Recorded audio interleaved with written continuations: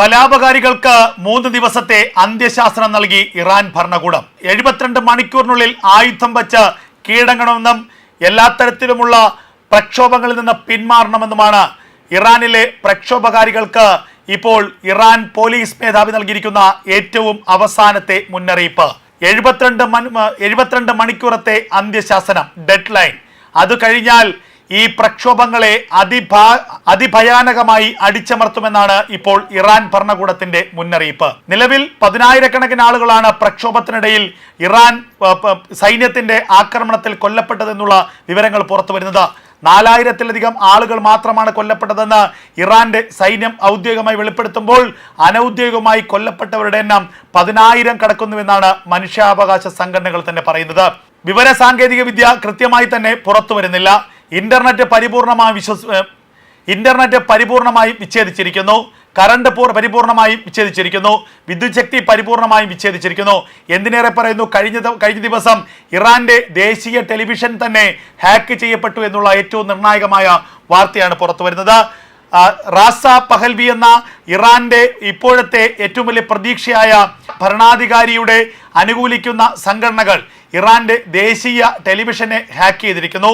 അമേരിക്കയ്ക്ക് അനുകൂലമായ ഇറാൻ വിരുദ്ധമായ മുദ്രാവാക്യങ്ങൾ ഈ ടെലിവിഷനിലൂടെ പ്രക്ഷേപണം ചെയ്തു എന്നുള്ള യാഥാർത്ഥ്യം പുറത്തു വരികയാണ്. ഇത് ഇറാൻ ഭരണകൂടത്തെ അക്ഷരാർത്ഥത്തിൽ ഞെട്ടിച്ച സംഭവമാണ്.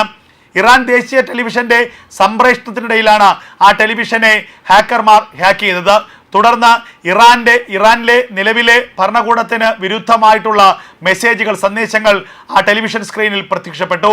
റാസ പഹൽവി എന്ന നിലവിലെ ചക്രവർത്തിയുടെ മകനെ അനുകൂലിക്കുന്ന മുദ്രാവാക്യങ്ങളാണ് ഈ ടെലിവിഷനിലൂടെ അപ്പോൾ പ്രത്യക്ഷപ്പെട്ടത്. അത് മാത്രവുമല്ല, ആയത്തുള്ള അലി ഖമീനിയും മസൂദ് പെഷസ്കിയാൻ അടക്കമുള്ളവർ രാജ്യം വിട്ടു പോകണമെന്നും അവരെ രാജ്യത്തിന് പുറത്താക്കണമെന്നും ടെലിവിഷനിൽ എഴുതി കാണിച്ചു. അമേരിക്ക തങ്ങളുടെ പിന്തുണയ്ക്കുണ്ടെന്നും അതുകൊണ്ട് തന്നെ ഇറാനിലെ ജനങ്ങൾ ഒന്നുകൊണ്ടും ഭയപ്പെടേണ്ടതില്ലെന്നും ഏത് സാഹചര്യത്തിലും അമേരിക്കയുടെ പിന്തുണ ഇറാനിലെ പ്രക്ഷോഭകർക്ക് കരുത്താകുമെന്നും മറ്റൊരു സന്ദേശവും ഈ ടെലിവിഷൻ സ്ക്രീനിൽ പ്രത്യക്ഷപ്പെട്ടു. അത് മാത്രവുമല്ല, ഇറാൻ റവല്യൂഷണറി ഗാർഡ് കോപ്സിലെ ഉദ്യോഗസ്ഥർ അവർ ഇറാനിലെ ജനതയുടെ സംരക്ഷകരാണ്, അല്ലാതെ ഇറാനിലെ മതഭരണകൂടത്തിന്റെ സംരക്ഷകരല്ല. അതുകൊണ്ട് തന്നെ നിലവിൽ അവരെടുക്കുന്ന നിലപാടുകളിൽ നിന്ന് അവർ പിന്തിരിയണം. ഇറാനിലെ സാധാരണക്കാരായ ജനങ്ങളുടെ പിന്തുണയ്ക്കും അവരുടെ സംരക്ഷണത്തിനും വേണ്ടിയുള്ള നിലപാടുകൾ സ്വീകരിക്കണം. അല്ലാതെ ആയത്തുള്ള അലി ഖമേനിയുടെയോ മസൂദ് പെഷസ്കിയാന്റെയോ താല്പര്യങ്ങൾ സംരക്ഷിക്കാൻ വേണ്ടി സാധാരണക്കാരായ ജനങ്ങളെ അവർ കുരുതി കൊടുക്കരുത് എന്നുകൂടി ഈ സന്ദേശങ്ങൾ വ്യക്തമാക്കി. ഇതിന് പിന്നാലെ വലിയ മാറ്റങ്ങളാണ്, വലിയ പ്രശ്നങ്ങളാണ്, പ്രതിസന്ധികളാണ് ഇറാനിൽ ഉടലെടുക്കുന്നത് എന്നുള്ള വാർത്തകളും പുറത്തു വരുന്നു. 10,000-കണക്കിന് ഇറാൻ റവല്യൂഷണറി ഗാർഡ് കോപ്സിലെ സൈനികർ ആയുധം വെച്ച് കീഴടങ്ങുകയും സർക്കാരിനെതിരെയുള്ള നിലപാടുകൾ സ്വീകരിക്കുകയും പ്രക്ഷോഭകാരികൾക്കൊപ്പം ചേരുകയും ചെയ്തു എന്നുള്ള വാർത്തകളും പുറത്തു വരികയാണ്. ഈ സാഹചര്യത്തിലാണ് പ്രക്ഷോഭകാരികൾക്ക് അന്ത്യശാസനം നൽകിക്കൊണ്ട് ഇപ്പോൾ ഇറാൻ സൈനിക മേധാവിയുടെ നിലപാട് ഉണ്ടായിരിക്കുന്നത്. 72 മണിക്കൂറിനിടയിൽ, അതായത് 3 ദിവസത്തിനുള്ളിൽ യുദ്ധം പൂർണ്ണമായും അവസാനിപ്പിക്കണമെന്നും ആയുധം വെച്ച് കീഴടങ്ങണമെന്നും എല്ലാ പ്രശ്നങ്ങളും അവസാനിപ്പിക്കണമെന്നും, ഇല്ലെങ്കിൽ പ്രതിസന്ധി അതിരൂക്ഷമായിരിക്കുമെന്നും അതിനുശേഷമുള്ള നിലപാടുകൾ, അതിനുശേഷമുള്ള അതിൻ്റെ പരിണിത ഫലങ്ങൾ അതിഭയങ്കരമായിരിക്കുമെന്നാണ് ഇപ്പോൾ ഇറാന്റെ സൈനിക മേധാവി വ്യക്തമാക്കുന്നത്. നമുക്കറിയാം, ഡിസംബർ മാസം 28-ാം തീയതിയാണ് ഇറാനിൽ വലിയ പ്രതിസന്ധികളും പ്രക്ഷോഭവും ആരംഭിക്കുന്നത്. വിലക്കയറ്റം കൊണ്ട് പൊറുതിമുട്ടിയ ഒരു ജനത, അതുപോലെ ഡോളറിനുമായി ബന്ധപ്പെടുത്തി റിയാലിന്റെ വിനിമയത്തിലുണ്ടായ വൻ ഇടിവ്, ഇത് രണ്ടും കൊണ്ട് തന്നെ ഇറാനിലെ ജനങ്ങളും ഇറാനിലെ വ്യാപാരികളും വ്യവസായികളും വലിയ പ്രതിഷേധത്തിലായിരുന്നു. അവർ കടകൾ അടച്ചുകൊണ്ട്, വ്യാപാര സ്ഥാപനങ്ങൾ അടച്ചുകൊണ്ട് വലിയ പ്രതിഷേധം ആരംഭിച്ചു. എന്നാൽ ഇതിനെ തുടക്കം മുതൽ തന്നെ അവഗണിക്കുകയും അടിച്ചമർത്താൻ ശ്രമിക്കുകയുമായിരുന്നു ഇറാൻ ഭരണകൂടം ചെയ്തത്. ഒരു തരത്തിലുള്ള ചർച്ചകളും പ്രക്ഷോഭകാരികളുമായി നടത്താൻ ഇറാൻ ഭരണകൂടം തയ്യാറായില്ല. ഇത് ക്രമേണ വലിയ സംഘർഷത്തിലേക്ക് വഴിമാറി.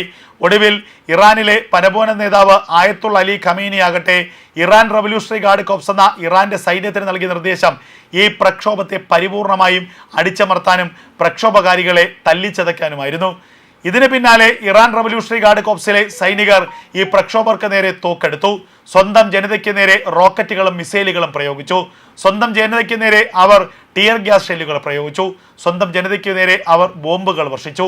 അങ്ങനെ യാതൊരു മനുഷ്യത്വവുമില്ലാത്ത യാതൊരു കണ്ണിൽ ചോരയുമില്ലാത്ത നിലപാടുകളും നടപടികളുമാണ് ഇറാനിലെ ഭരണകൂടം ഇറാനിലെ ജനതയ്ക്ക് നേരെ ചെയ്തത്. ആ ആക്രമണത്തിലാണ് കഴിഞ്ഞ 24 ദിവസത്തിനുള്ളിൽ 10,000-കണക്കിന് ആളുകൾ ഇറാനിൽ കൊല്ലപ്പെട്ടത്. ഇതോടുകൂടി അമേരിക്കയും ഇസ്രായേലും ശക്തമായ നിലപാടെടുത്തു. അമേരിക്ക ഇറാന് അന്ത്യശാസനം നൽകി. ഇറാന്റെ സുപ്രീം ലീഡർ ആയത്തുള്ള അലി ഖമേനിക്ക് അമേരിക്കൻ പ്രസിഡന്റ് ഡൊണാൾഡ് ട്രംപ് കൃത്യമായ മുന്നറിയിപ്പ് നൽകി. ഇനിയും തെരുവുകളിൽ അക്രമം നടത്താനാണ് നീക്കമെങ്കിൽ ആയത്തുള്ള അലി ഖമേനിയുടെ ഓഫീസിനെ ആക്രമിക്കും, ആയത്തുള്ള അലി ഖമേനിയെ വധിക്കുമെന്നായിരുന്നു ഡൊണാൾഡ് ട്രംപിന്റെ വമ്പൻ മുന്നറിയിപ്പ്. ഇത് ഇറാനെ ചൊടിപ്പിച്ചു. പിന്നാലെ തന്നെ അമേരിക്കയ്ക്ക് വലിയ മുന്നറിയിപ്പുമായി ആയത്തുള്ള അലി ഖമേനി രംഗത്തെത്തി. ഇറാനിലെ സമരക്കാർക്കെതിരെ കൂടുതൽ രൂക്ഷമായ ആക്രമണത്തിന് ഇറാൻ റവല്യൂഷണറി ഗാർഡ് കോർപ്സ് തീരുമാനിച്ചു. പിന്നെ അതിൻ്റെ ഫലമോ ആയിരക്കണക്കിന് പേരാണ് 2 ദിവസങ്ങൾക്കുള്ളിൽ ഇറാനിൽ കൊല്ലപ്പെട്ടത്. സ്ത്രീകളും കുട്ടികളും അടക്കമുള്ളവർക്കെതിരെ ടിയർ ഗ്യാസുകളും ഗ്രനേഡുകളും ബോംബുകളുമാണ് ഇറാൻ സൈന്യം പ്രയോഗിച്ചത്. ഇത് പ്രതിസന്ധി കൂടുതൽ രൂക്ഷമാക്കി. എന്നാൽ അതിന് പിന്നാലെ ഇറാനെ ആക്രമിക്കാനുള്ള എല്ലാ തയ്യാറെടുപ്പുകളും അമേരിക്ക പൂർത്തിയാക്കി. അമേരിക്കയുടെ B-2 ബോംബറുകളടക്കം മിഡിൽ ഈസ്റ്റിലെ അവരുടെ എയർബേസുകളിലേക്ക് എത്തി. അമേരിക്കയുടെ പടക്കപ്പലുകൾ ഇറാന്റെ തീരത്തേക്ക് നങ്കൂരമിട്ടു. അമേരിക്കയുടെ ഫൈറ്റർ ജെറ്റുകൾ തലങ്ങും വിലങ്ങും ഇറാന്റെ ആകാശത്തൂടെ പാഞ്ഞു. അമേരിക്കയുടെ സൈന്യം ഇറാന്റെ അതിർത്തിയിലേക്ക് സംഘടിച്ചെത്തി. ഇതൊക്കെ തന്നെ തയ്യാറെടുപ്പുകളുടെ ഭാഗമായി അമേരിക്ക ചെയ്തു.